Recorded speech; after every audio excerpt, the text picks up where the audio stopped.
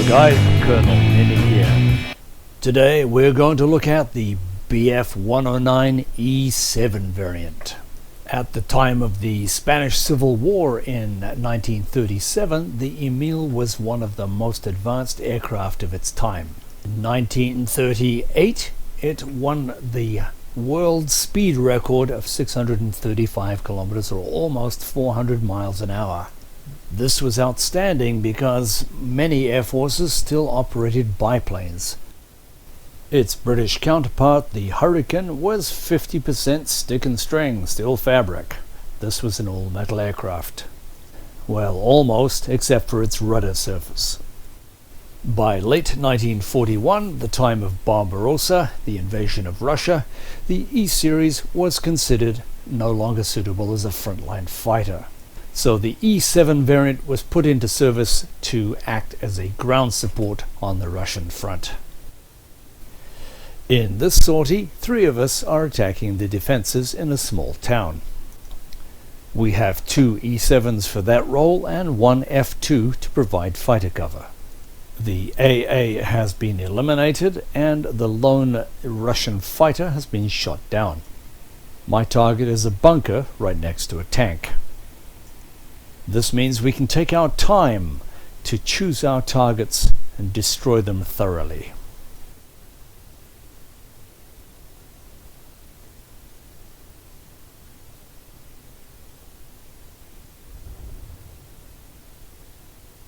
Want to learn to do that? Check these out.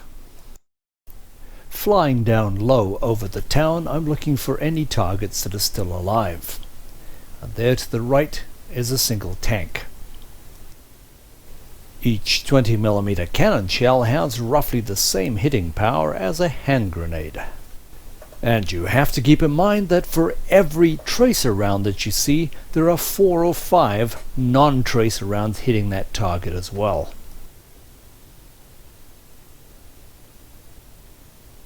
In the next example, I'm attacking a convoy. I've just dropped 1 bomb.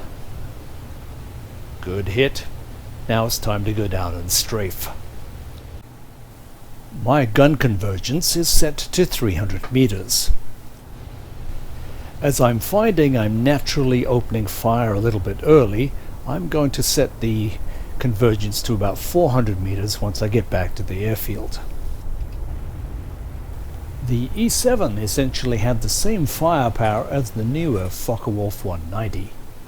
Sporting 2 20mm cannons in addition to its 2 machine guns.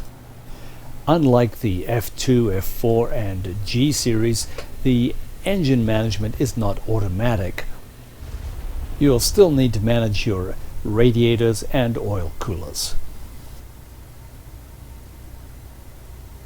On this run, I'm giving a short ranging burst to see where my shots land. Then I will correct to actually hit the target.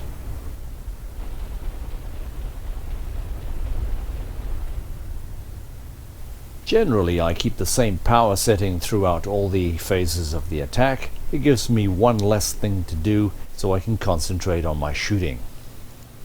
Trying to make a nice steady approach, I'll make a ranging shot and hit the target again. I have limited options for my direction of attack because the targets are protected by the woods on either side of the road. The trees present the biggest hazard in this attack run. On this run, visibility is a problem because of the smoke from the burning vehicle. It obscures my target. If I approached from a little further to the left, I would have a clear view with no trees beyond.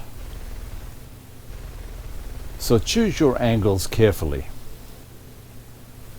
Attacking a defensive position like this with guns only really just wakes up the AA. Although it is certainly a target-rich environment, you're not using the right tool to do effective damage. And I'm struggling to identify a single target to actually destroy it. So now I know where individual targets are on the complex, I could come around again for a second run. But there's AA here, so that's not a good idea.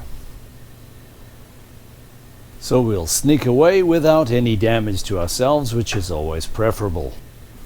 On the next example, I watched this anti-aircraft physician open fire on somebody else, so I know exactly where he is and I can target it specifically. The E7 Jabo really excels at these types of interdiction missions, using its two 20mm guns very effectively. But any weapons platform is only as good as its pilot. Always remember that the more time you spend in the attack area choosing your target and the direction from which you'd like to attack it, the greater your chances of being pounced on by a defending fighter. And this is exactly what happened to me, and it's why I'm flying between the trees to try to evade my attacker. Although he is tenacious in the attack, I am able to outrun him and outfly him at this low altitude. My concentration is entirely devoted to flying between the trees. Hopefully he's no longer on my 6, and this will be the first time I have a chance to check. I also managed to draw him over our airfield, where hopefully he will be attacked by AA. And thanks for watching, guys. As always, if you've enjoyed this video, found it helpful, please like it or subscribe. Or if there's another topic you'd like me to cover, please leave a comment. Thank you, guys.